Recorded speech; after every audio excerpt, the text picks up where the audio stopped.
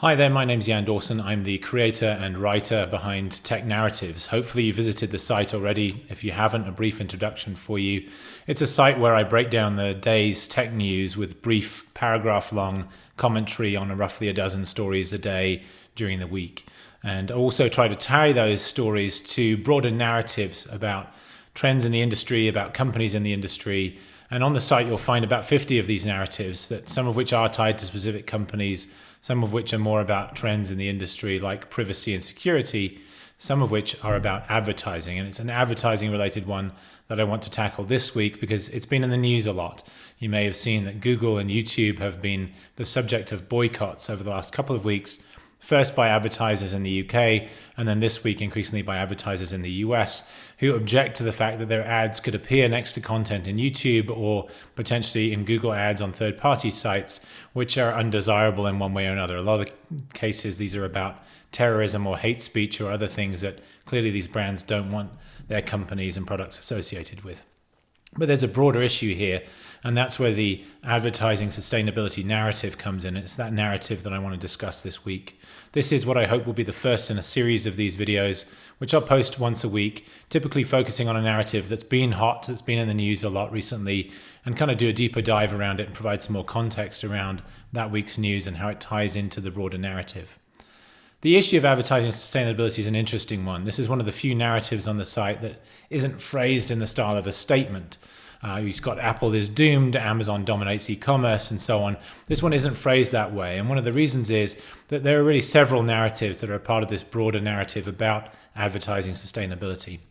So let's break down those.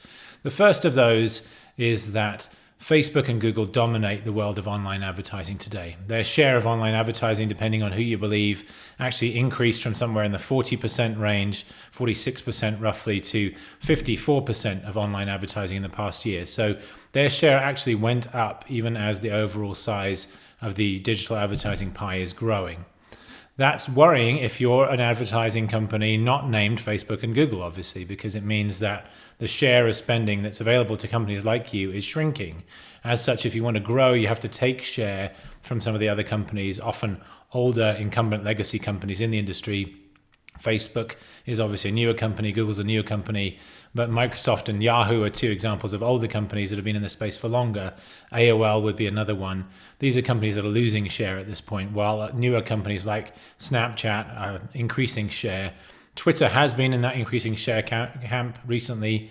That's started to slow down. Their advertising growth, especially in the US, has slowed down.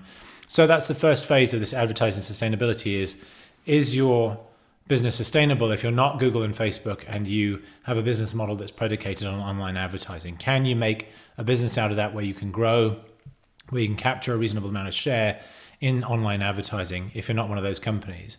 The reason those two companies, of course, dominate is that there are two subcategories of online advertising which are driving almost all of the growth. One of those is search, and the other one is social. Google obviously dominates the search side of things. Facebook dominates the social side of things. So within those categories, it's very hard for other companies to grow share. Snap obviously sits within that social category. You can argue whether Twitter fits in there, but Facebook also has other products other than its core Facebook product, like Instagram, which fit into that category as well. So it's capturing multiple slices of that social spend. Google, as I say, dominates search, at least in the US and many other markets. Microsoft's a player there as well in the US, as is Yahoo, whose search is powered by Microsoft's Bing search engine. In other markets such as Russia, China, you'll find other local players who dominate that space there. So there are other players in that space, but on a global basis, Google clearly dominates. Because search and social are growing so fast, there are relatively few other areas that are actually growing. Desktop is basically stagnant or declining. Display is declining at this point as a whole. And so there are a few pockets within the industry that are actually growing outside of those two big ones. Of course, the other big transition, I mentioned desktop just now, but mobile is obviously taking an increasing share of overall digital revenues as well. And both Google and Facebook are benefiting from that. Facebook arguably more so than Google because it has less of its legacy business in desktop. It really began to see massive growth as it transitioned to mobile. So the vast majority of its growth over the last few years has come from mobile, and it's actually seen a small renaissance in desktop advertising as well over the last year or so as it's become more effective at blocking ad blockers, so making sure that its ads actually get through on desktop. And so it's actually seen a slight growth in its desktop ad revenue over the last couple of quarters, even though before that it was pretty stagnant for several years. On the mobile side, of course, it's going gangbusters, and that's where the vast majority of its growth is coming from. For Google, it's more of a double-edged sword, because obviously it's been a very strong player in desktop search, and now it's a strong player in mobile search, but that mobile search activity is largely displacing desktop search activity. So it's losing on one side, gaining on the other. The problem is that mobile search is used far less because people tend to use more apps and so on, less of the web on mobile devices. Also, because of smaller screens, there's far less screen real estate in which to place advertising, which means it's harder for Google to monetize around a mobile search than it is on a desktop search. The good news is that mobile CPM rates and so on are higher than they are for desktop. So some of that's offset. And then, of course, Google's also seeing strong growth in another category that's been growing recently, which is video. So YouTube's obviously a big driver of growth there. And we'll come back to that when we talk about this week's issues around Google and YouTube. So that's the first part of advertising sustainability. These two companies are doing very well and continue to increase their share and grow very rapidly. Other companies have to fight against them to really take share from other companies, given that taking share from these two companies seems to be very hard. So that's the first part. The second one is really about the advertising business model as a whole and how that relates to the whole question of who's your customer, who's your user.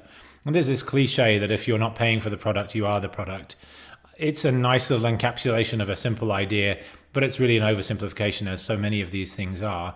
But it does get at the root of the inherent tension that exists in ad-based business models, which is that the person paying for the product is not the same person that's using the product. And in some cases, the needs of paying customers, in this case advertisers, and the actual users, the end users, consumers, may not be in alignment. And in fact, there's relatively little alignment a lot of the time between those two groups of customers and users relative to, say, other business models where there's just one set of paying customers, like the hardware sales business or the software or services sales businesses.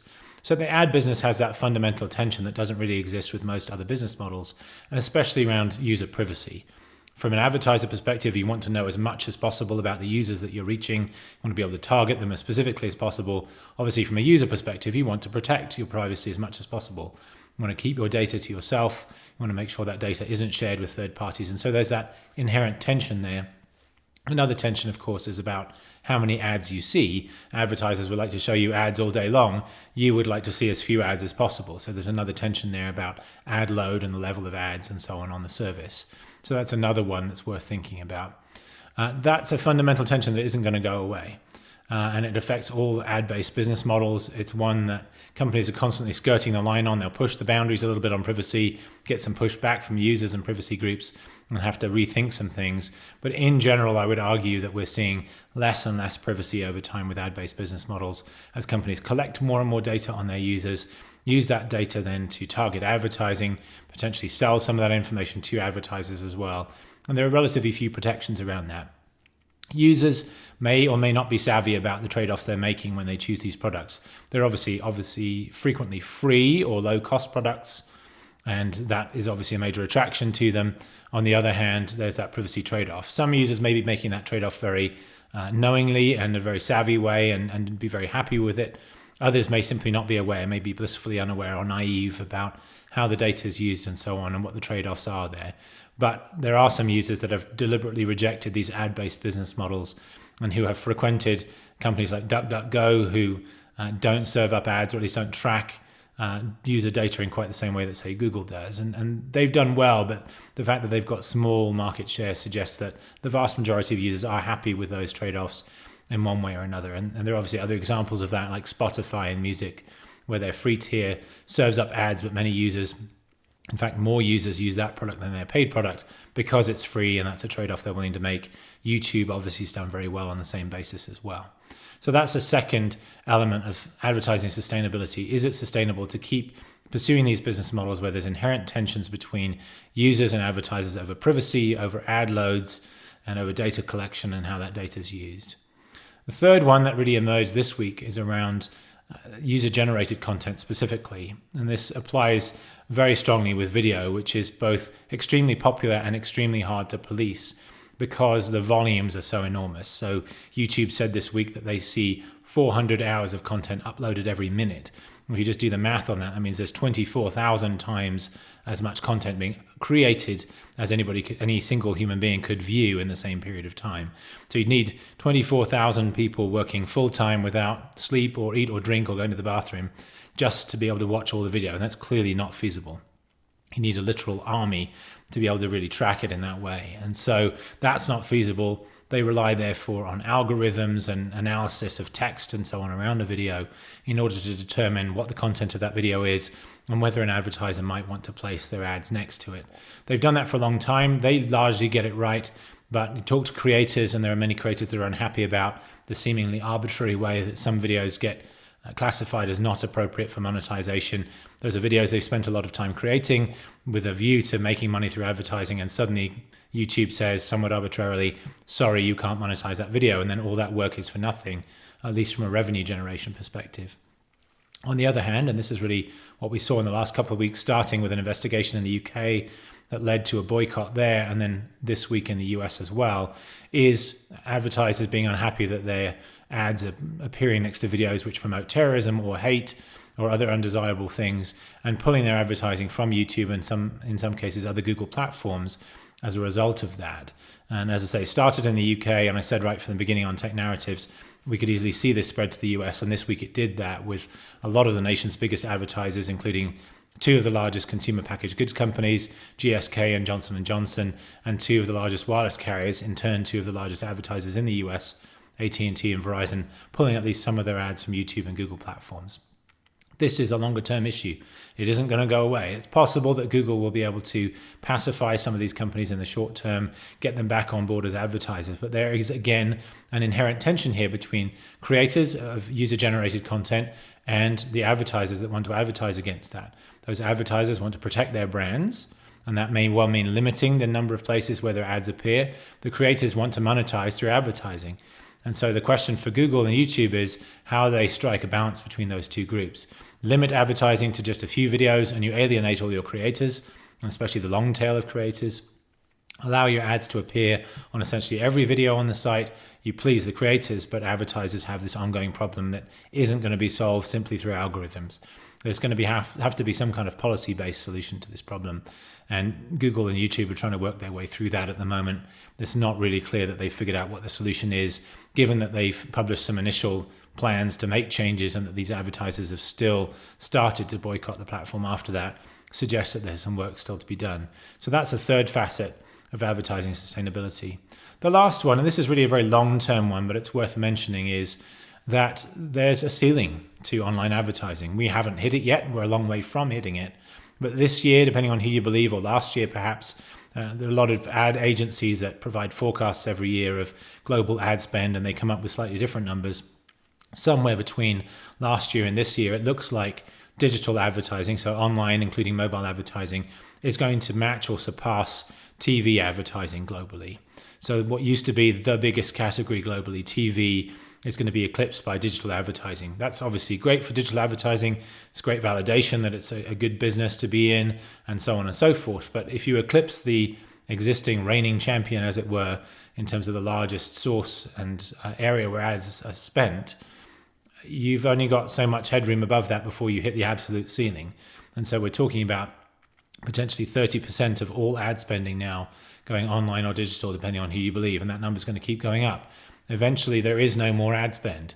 And to the extent that online advertising is more effective as a medium than some other media, because it can be targeted at just the right people rather than going demographic based on, say, TV shows, it could be that much more effective. And you could argue that actually some advertisers will say, we're getting the same results from a smaller ad spend.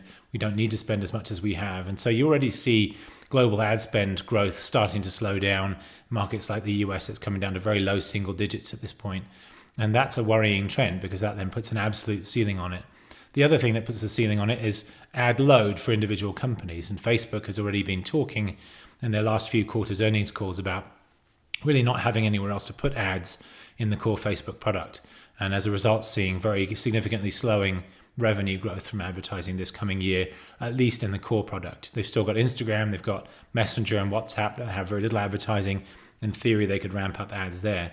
but it highlights the fact that every company eventually hits a max on ad load. Google's arguably maxed out already. We see so many ads on the average Google search at this point.